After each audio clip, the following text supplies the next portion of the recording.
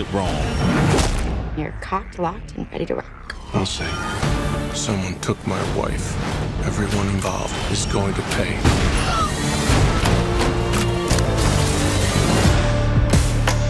Bruce Willis, what's up, man? It seems like it's been forever since you've been around, but now you are here with Death Wish. But how was the movie? Well, let's get into it. My name is Brandon Keith Avery, and this is just my opinion. Hey, what's going on, everyone? Thank you so much for tuning in to my opinion/review for Death Wish. I really do appreciate it. But before we get into the review, help your boy out by clicking that subscribe button. Help me, become one of my subscribers. I'm almost at 2,000 subscribers. I know that's very, very low, but I am happy about it. Also, click the little bell so you can be notified when I make uploads, and give me that thumbs up. Let's see if we can get this video to 100 likes. And I am very surprised in myself and excited to talk about this movie for reasons that you'll understand a little later on in this video. I do have a lot to say. Don't want to spoil right now if I really liked the movie or I hated it, but of course we will get to that. But now we have Death Wish. It is being directed by Eli Roth. If you don't know who Eli Roth is, he directed films like Cabin Fever, Hostel 1 and 2, Green Inferno, that horror movie that came out like 4 or 5 years ago with cannibalism and people eat. I did not want to see that film. I was like, hell no, that's not for me. That is too much. And, he was also credited for directing a particular sequence in The Inglourious Basterds that was directed by Quentin Tarantino a number of years ago. That was a very good movie as well. I didn't like that movie the first time I saw it, but I really liked it the second time and third time and all. I think I own it. I have to go check my collection. But with Eli Roth, this is actually kind of funny. This is his first film where this is not a horror film that he's directed. So this is his first like action drama. I was going to say comedy. I don't want to say that. Action, drama, crime, suspense, anything like that. The writer is Joe Carnahan. He is the writer and director for The Grey, A-Team, and Smoking Aces. But it's kind of funny calling him the writer because early on when he was doing the screenplay for this film, he wanted there was a number of different actors that were up for the role, like Bruce Willis ended up taking it, like Sylvester Stallone, Will Smith, Brad Pitt, Liam Neeson. Joe Carnahan wanted Liam Neeson to fulfill the role, but the studio decided to do Bruce Willis, so he left the film. He was like, okay, that's fine, I don't want to be a part of it anymore. And then they brought another writer in, and then he ended up leaving. And then they ended up rewriting the final draft of the script, like right before shooting was about to begin, and they ended up having 9 different writers. But the Writers Guild of America ended up still wanting to give Joe Carnahan the writing credit for this movie. And it's funny because when I was looking some things up, they didn't even keep one line of dialogue of his in the movie. So I don't know how that works. If you can provide more information on that, please do. I just kind of found that interesting that all of his dialogue was taken away, but he was still given credit for writing the film. Now, this movie Death Wish is being based on a novel and a movie. This is a reboot. It originally came out in 1974. And I haven't seen that film, didn't even know this was a reboot or reimagining until recently. And the film takes place in Chicago. The original film took place in New York. What I find a little fascinating is in the original film, the main character actually ended up moving to Chicago at the end of the movie, but this one wanted to take place in Chicago. Now, I did see the trailer for this movie. I don't think I reacted to it, but I know I saw one trailer for it, and I think I only watched it one time because it just really didn't pique my interest.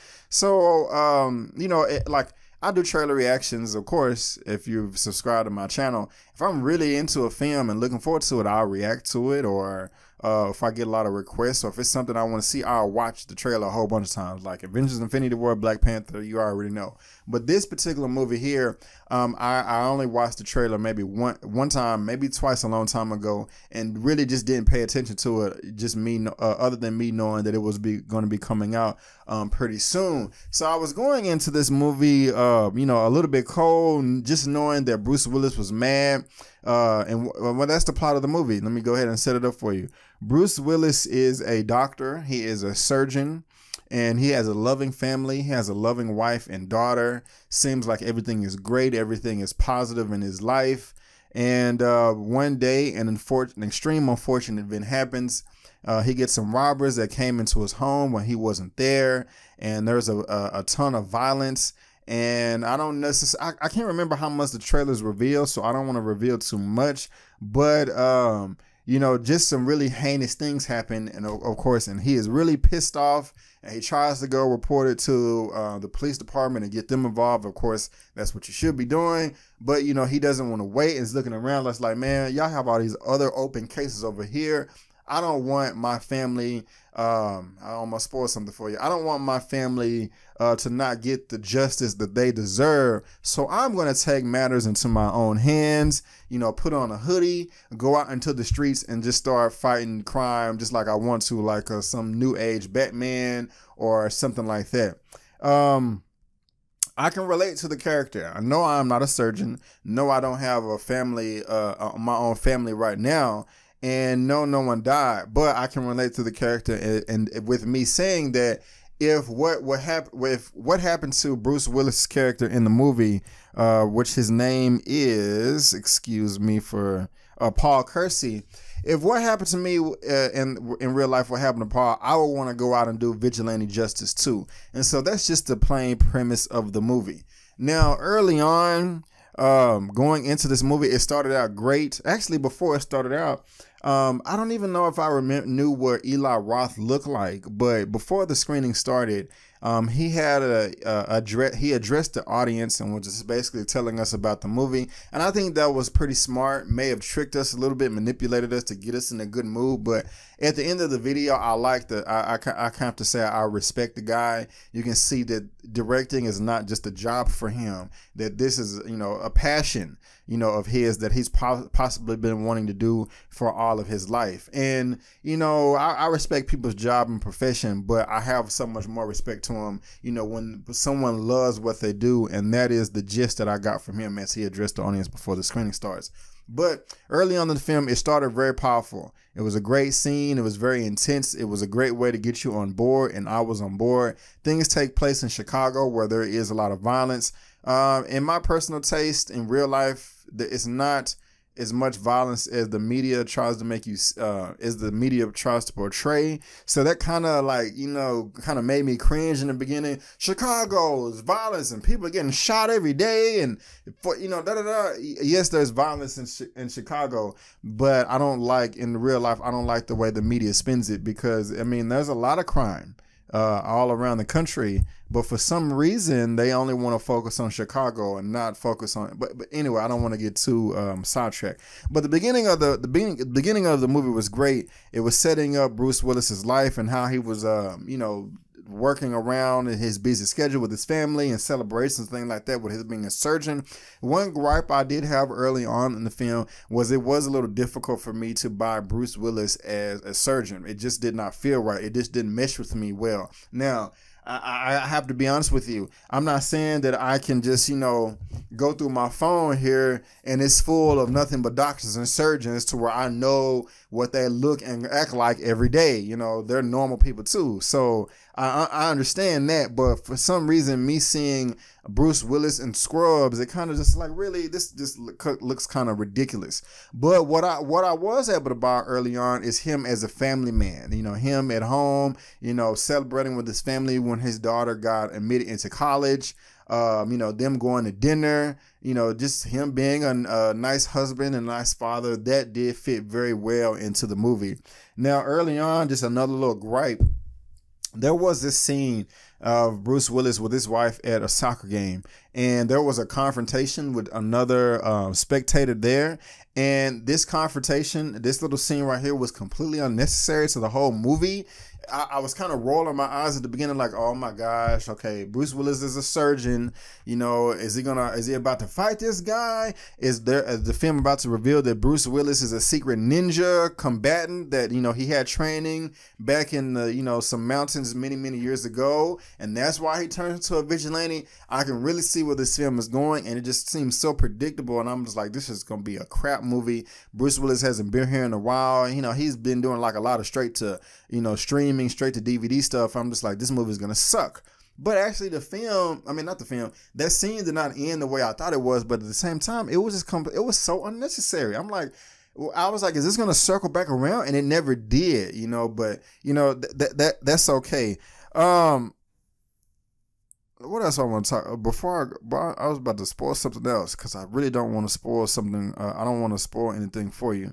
But what I will say, coming up to the robbery, it was a little annoying when certain characters do certain things in a robbery. It's just like, I've never been in a robbery before. I had a gun pointed to my head, but I know what I'm not going to do. I'm not going to do anything to piss the robbers off to where they would just say effing and kill me. But that just was a little gripe there, because, you know, characters are not just making, you know, the best decisions. But the rest of the cast is great. You have Dean Norris in this movie from Breaking Bad. You also have Kimberly Elise, beautiful black sister to me. She was in, I was going to say Get On Up, not Get On Up, Set It Off. She was in A Diary of a Mad Black Woman, For Color Girls. Those are two Tyler Perry films. She did a great job there. So I like Dean Norris. Also, Vincent D'onofrio is in this movie as well, and he plays Bruce Willis's brother, Paul's brother. He did a great job as well, and I like how everything was bouncing back and forth between Bruce Willis and his brother, and also the two detectives. And so, you know, basically the movie just kind of goes along, and, you know, the tragedy happened. Bruce Willis is mad, and he takes matters into his own hands. And one of the early things that I really started to pick up for me in the film is the montages in this movie. They had some beautiful montages, like at least 3 montages in this movie that stood out to me beyond anything else. The first one, and I really don't even know if I want to call it a montage, because to me, a montage is a series of scenes cut together with a musical number in the background that shows progression through a number of hours, days, weeks, months, or years. But the first montage wasn't a moment of progression. It was a moment of tragedy, and heart-sinking pain that Bruce Willis had to go through because of the tragedy that happened to his family. So it not necessarily was it a progression. It was kind of just going downhill for him. But at the same time, the way that his character was portraying it in the film and the way it was written, it was brilliant. And not just the cutting of the scenes and the musical number in the background, but at a time he went to a shrink, a therapist, to, you know, vent and, you know, get his thoughts out. And he's talking to this therapist. So while you have the montage going on of everything going downhill, and, you know, the way Bruce Willis has to just deal with things, that had him speaking with the therapist in the background as well, kind of like the film's own narration. I just found this beautiful. I was just really clocked into the film at this point and just like, wow, I really love this. I love how everything is going. And then later on in the film, we had another montage of Bruce Willis like learning how to use a gun. And that's just another great thing about this is, you know, he's not a professional killer or a marksman or a professional vigilante. You know, he may not know how to hold the gun the right way, or, you know, the kickback may cut his hand and he may get bruised. I like how they humanized Bruce Willis's character, Paul Kersey, by doing that. It just made it much more realistic. This movie kind of reminded me of the movie Super, and I forgot who directed that movie. It was a realistic superhero movie, and also Kick-Ass, that was done by, who did? Matthew Vaughn, because those movies are realistic superhero movies. And this movie also, in certain scenes, and some scenes it's not, it does get a little ridiculous and goofy, and I will get to that later. But there were a number of elements in this movie that made it seem kind of like a realistic vigilante that with someone that has absolutely no experience. And, you know, I like that. And with Paul, Bruce Willis's character being a surgeon, of course, he's smart. He's not just going to make stupid mistakes that a typical person that is just driven by anger. You know, he knows, okay, you know, if I'm going to go around with a certain weapon, going around shooting people and causing chaos, it may be best for me not to get a registered gun, you know, where it can be traced. It may not make sense for me to go to a shooting range where they're going to take down all my information and have cameras or whatever. So the way he handled his training, I liked all that. That was really nice. It was realistic to me. It made me get more on board with the film. You know, I was feeling all of that. Something else that I really did enjoy about the film was the authenticity and how they made it relate to the real world. There were two DJs. Like, so if a vigilante goes out into the streets and just shooting up everybody that he feels deserves it, of course it's going to be spread around the news. It's going to be spread around social media. DJs from all around are going to be giving their commentary on it. So you had two real live DJs. DJ Sway, I'm very familiar with him, and also somebody I never heard of before. I mean, I think I've seen him before, but I was like, I think I know this guy. His name is Mancow Mueller. So I think he's a Greek. I think he's Greek. And you know, of course, Sway is black. So you had two different perspectives, and they were both giving their 2 cents on, you know, they was calling Bruce Willis' character Paul Kersey the Grim Reaper. So the Grim Reaper reeks again, and you know, one of the DJs agreed with what the Grim Reaper was doing, the other one didn't. I don't want to spoil you here, but I liked the way they was doing that, and the way videos were being shared on social media, and the way that memes were being shared. I mean, I liked all that. It was very, very authentic. The action in this film is pretty top notch too. There's a lot of gunfire, a lot of blood, a lot of gore. There was one scene to where everybody in the whole theater was like, oh, snap, oh, shit, fuck, oh, God, you know, because we didn't expect somebody to die this way. And, you know, Paul Kersey, Bruce Willis, he don't give a crap. I remember one scene, another one, everybody was like, oh, snap. Like, you know, he just didn't care. You know what I'm saying? He just going to murk somebody, you know, if he feels that they are doing wrong to the community or they just need to die. And all of the kills in this movie were justified, so that's nothing that you have to worry about right there. But another thing about the movie is like there was a lot of coincidences that were just like really, you know, y'all couldn't have wrote it better than this. I mean, a lot of it was over the top. A lot of it was silly, but good fun. You know what I'm saying? But there was one little setup that they did early on in the movie, and it paid off so perfectly in the end. I was not expecting them to go there, because when you first see it, you're going to be like, what the hell? That is just stupid and silly as hell. That would never work in a real world setting, in a practical setting. But it did, or whatever. And the film, when that happened, everybody just laughed their asses off at the end of the movie, including me. I really did enjoy it. But I mean, I really do like the setup of the film. That was great. I like the story. Oh, also something I got to complain about.